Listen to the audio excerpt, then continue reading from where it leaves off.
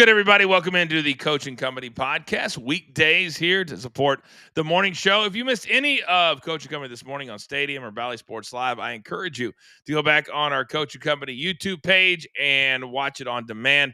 A ton of best bets, and also a reminder tonight, 7:30 p.m. Eastern time, our latest premium pop-up for our premium members. We'll be doing live betting. We're talking the baseball game. NHL has 2 games during that window. Also, the football, college football, 2 games during that window as well. So a lot of fun. If you're not a premium member yet, I encourage you to do so, and then join us tonight at 7:30 p.m. Eastern time. So we do this podcast because we like to talk sports, and we think it's fun, and we like to do it every single day right after the morning show. Joining me right now, he does a great job for the brand. Super, super busy. Mikey P is here. Mikey, I want to start talking about baseball because I feel like even though the ratings might be down, we're seeing one of the great performances that we've seen in recent times when it comes to the LA Dodgers. And their pitching staff has made it very, very easy on their hitters. As Blake Snell goes 8, they should have left him in for the whole game, game 1. Last night, I think Dave what's the manager's name? Dave Roberts. I think he sat in his office after game 1 when they almost lost and said, I'm not going to make that mistake again.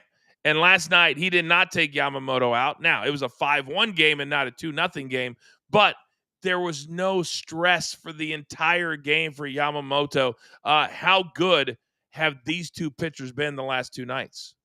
They've been fantastic. And as much as we want to talk about the Dodgers and all of their success, we have to start calling it what it might become. And that is a beginning of a dynasty. There's a reason why you pay $700 million to Shohei Ohtani. It's not just for the jerseys you'll sell or the revenue you'll bring in. It is about what you could lead around and build around him long term. And they're on the brink of a second straight World Series. And they put their money where their mouth is. There's a lot of people out there, and quite frankly, I don't think the owners of the LA Dodgers care. And a lot of people ask me, how can they afford all of these players? How can they bring them in? Well, we don't talk about these TV deals, but the Brewers, I'm quite certain their TV deal is maybe $40-50 million a year. I don't know what it is. But the Dodgers deals were like $3 billion. I mean, it's insane what they bring in. And out here and out in the LA area, not everybody can get all their games. That's what makes it even more astounding, because there's been a stalemate with a lot of these cable systems, but yet it's still worth billions of dollars. So last year when Blake Snell decided to come to the Dodgers, people said, oh, he's just piling on. It won't mean. It's kind of like when Kevin Durant went to the Golden State Warriors. But when he's 50 or 60 and he's got the rings, is anybody going to sit there at the Snell household and said, oh, you sold out, you went with the all-star team? Nobody's going to say that to him. No, they're going to say, thanks, Dad. Thank you for selling out. My college was paid for before I was even born. I appreciate it, Dad. Thank you so much. I'm going to have my friends come over and show off your World Series ring collection. Is that okay, Dad? Like, no, nobody's going to care. It's amazing. It's amazing what they've done. Yamamoto, they've done a really good job getting these Asian players to come over, and they will outbid somebody as well. They win financially. It doesn't matter what it is or what the situation is. They always win. And these other teams like the Yankees who say, hey, well, they've got to do better or spend it. There's no salary cap here. They can spend as much as they want to spend. And a lot of these owners have more money than they're willing to spend. I know our owner in Kansas City. Think about this. Cashed in 9% of his net worth. 9. But he's in his 70s. Mikey, when you and I get to be 78 or 79, if we're billionaires and we have a chance to buy a team and they say, hey, you can cash in 9%, or if you can go to 18 or 20, you can have a winner. Guess what I'm going to do? I'm going to go to 18 or 20 because I want to win, because I'm almost dead. But not a lot of these owners, they're like, I'm wealthy for a reason. And what do you think is the difference between some of these owners like the Dodgers willing to spend it, and then one of the owners is just bought the Lakers, so they even have more money now? It's crazy out here. Well, Coach, 40 years from now when you turn 70, I would follow the same path as you, because it's just crazy. Do you want to be Jerry Jones and the Dallas Cowboys and maybe win 3 times 30 years ago and hang your hat on that? Or do you want to be the Dodgers? I'd go even as far as the Steinbrenner family in New York. Coach, you're working the PFL. I cover combat sports as well. The cliche is you're only as good as your last fight. And I think in baseball, more than any other sport, you're only as good as your last season. And I'm not talking about the team, I'm talking about the organization. So if I'm a free agent, I'm looking at the Yankees. Well, you just got swept. And 2 years ago, or you just got beat by Toronto, and 2 years ago, you lost Juan Soto. You are not intriguing me whatsoever to put on the pinstripes. The Dodgers, they win World Series, they bring in money. So these owners that are willing to spend are also setting a culture for the future, and that's where players should go. And it's kind of sad that you have one of the all-time nice dudes in Aaron Judge, who could go down as the greatest right-hand hitter in the history of the franchise.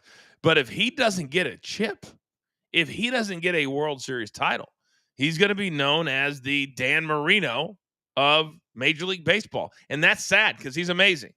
But they can't seem to get the job done. Topic number 2, you're watching or listening, courtesy of our partnership with Believe, to Coach and Company, the podcast, Monday through Friday here, YouTube, and also the audio. This story, it just screams funny to me. Just funny to me. And I know a lot of these coaches, Mikey, live in a different financial world than we'll ever know. But there's been one guy who has chased the money more than anybody else, and that is John Calipari. So he's meeting with the media yesterday and just kind of talking like he does. And I got to say this, Mikey, full transparency. Years ago when I was at ESPN, we built a daycare center right across the street, probably the nicest daycare center in the world. And they put a gym and locker rooms in that facility that were better than most college facilities. They had some noon games in there with Jay Williams, Doug Gottlieb, some of these former big-time players that were incredible. Kentucky came to play at Mohegan Sun, and he wanted to do what we called the car wash. So they brought his team. They practiced at that daycare center. They were number 1 in the country at the time. I was doing my radio show. He walks around the corner with his posse, and 5 minutes later, I was ready to go be a student manager on the Kentucky Wildcats. He was so engaging. I was like, I get it now. I understand why all of these people follow him to Timbuktu. But then there's this. Yesterday, he said this about retiring after Bruce Pearl, Tony Bennett, Jay Wright have all left seemingly because of the NIL collectives. So he said this, I want to help 25 to 30 more families. The only way you do that is to be transformational as a coach. If you're not, you're transactional. If I become transactional, I'm going to pay you this to do this and that, then I don't want to do this anymore. I don't need to. Well, of course not. You've made $300 million in your career. But, Mikey, for that to come out of John Calipari's mouth is hysterical because we all know what's been going on for the last 20 years. There's so many layers of comedy to this, Coach. So first and foremost, let me start with this. Coach Cal, if you want to help out 25 to 30 more families, put Pendleton on top of the list and then the Coach and Company family right after that. Like, let's just take care of everybody while you're here. Also, Coach Cal's dead to me because I've moved to Southwest Missouri and I had an opportunity to kind of just, rebuild my fanhood. And I'm like, you know what? University of Arkansas is an hour away. I don't really have a favorite college being from Chicago. Go to the University of Arkansas versus Georgia game on a Wednesday. Who would have known that game was going to be any good? Boogie Flan might be the best name in college basketball. Ruled out the night before. And then Coach Cal, because he's so great, does not keep Boogie Flan on the roster. He goes to Florida, so I'm pissed at Cal for that. But he talks about being transactional. Well, you have multiple former Kentucky commits currently at Arkansas. You've got Nick Pringle, their center, who has now played for his 3rd SEC team. I'm sure they're only doing it because they love you, Coach Cal. No other reason. You're just a great guy and a hell of a coach. I get it. I grew up in the 80s and the 90s, okay? And back then, college sports meant the world. If you wanted to be like me, a Kansas Jayhawk, that's all I wanted. If I would have been good enough, I was a D2 player. If I was D1, Big 12, there's no other phone calls I could have gotten to take me away from going to KU. None. But the portal and the way things are right now, they drive me insane. To play for 3 different SEC teams, and when you're talking about Kentucky, one of the true blue bloods, they're one of the 4 that play every single year when they do that rotation. Michigan State, KU, Kentucky, and then North Carolina. I don't even know who the 4th team is. But college sports has gotten to a point where it truly is about the check. And it's not about the name on your jersey, because I would never leave Kentucky, just like I wouldn't leave KU. Certainly, Mikey, not to go to Arkansas. Are you serious? Yeah, trust me, you don't want to leave for Arkansas for any reason, and that's coming from a guy who lives in a town of maybe 10,000 people. So when I just look at college, and you're right, Coach. There's no more self pride in college sports, and really anything, right? We can say that about anything. We know money's the root of all evil, all of that. But there used to be a thing. There used to be something to hang your hat on. Of I went to the Ohio State University, not hey, I went to the Ohio State University, and then I pulled a Joe Burrow, and I went to LSU, and then I went to Texas, and oh wait, who am I? I'm a 7th-year college quarterback. So it's definitely hurt the integrity, and not even just the integrity or a financial standpoint. It's hurting the passion of college football, because 20 years from now, what are these kids of these college athletes? What is Diego Pavia's kid going to say 20 years from now? Yeah, well, my dad played at Vanderbilt for 2.5 years. Then he went to Arkansas. Then he finished up at UMass. Like, what? Like, what are we doing? I saw those influencers or those people on Instagram that they get in front of the green screen and then they have a video that plays behind them. And some of those guys are getting pretty popular, to be honest. But I saw one last night, and it was on the head coach of North Texas, who last night they blew out whoever they were playing.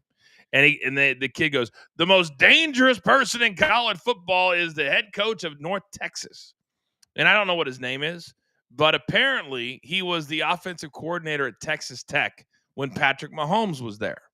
And then he went to one of these big colleges and brought in a big-time quarterback. He brought in the quarterback that's at Oklahoma now at Washington State.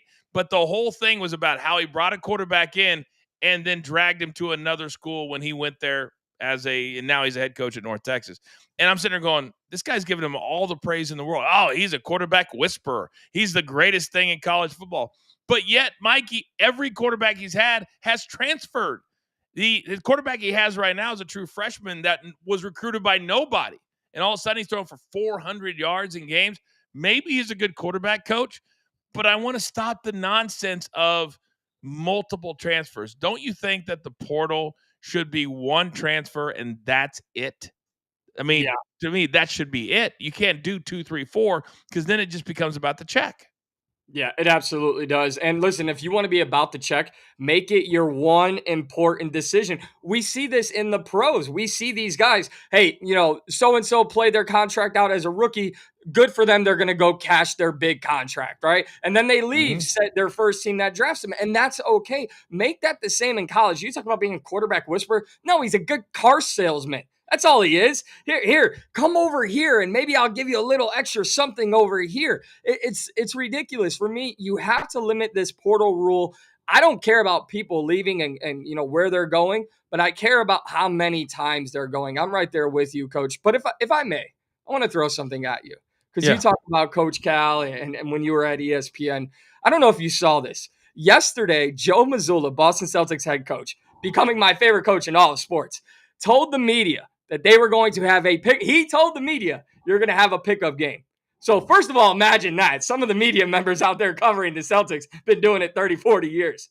All the media arrives to the facility, and he goes, oh, before you guys think you're going up against one another, first you're playing the Celtics coaches.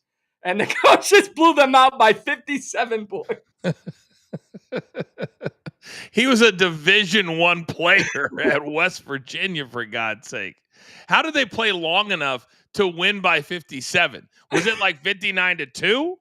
I mean, how did they play that long? Or was it 100-43? What the hell? Oh my God. That had to look like the Bad News Bears beating the Bad News Bears. Oh my gosh. Well, I don't even know what the thought is. Was it a bonding thing? It was I don't know. I I don't think know. it has to be because he's low key one of the funniest coaches in all of sports. I remember last year before the season started, he goes, "Listen, you guys ask me all these uptight questions and all these serious questions. Listen, when I'm done playing or when I'm done coaching this team, I'll go off and I'm gonna die, and none of you are invited to my funeral." And he just paused, and everyone was like, "He's like, what?" Like he's just He's a weird dude. Let's be honest, he's a weird dude. He's a weird dude. But this reminds me of years ago, Bill Snyder, the legendary coach at Kansas State. He came up with this idea that he wanted to do a bonding. It wasn't a pickup game, but it was a golf tournament. So all the media could come in. He also invited all the car dealers that give the free cars to the coaches.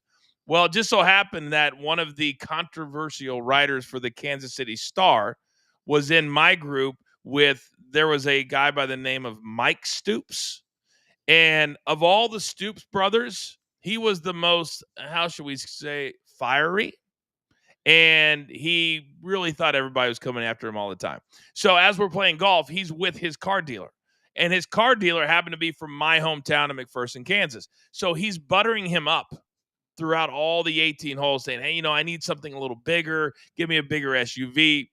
It was actually kind of impressive to watch until the 17th hole, when that writer for the Kansas City Star apparently had been taking notes for 17 holes. And he turned to Mike Stoops and he says, "Do you ever get embarrassed that you ask for stuff that you don't earn?"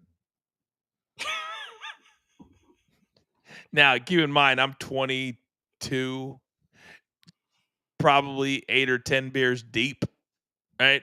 So we get up to the clubhouse and Stoops is fuming. And it was really weird because we never had that golf tournament again after that year. I really feel like the Kansas City Star and that writer was about to get his ass handed to him on the 17th tee. I've never seen anything like it.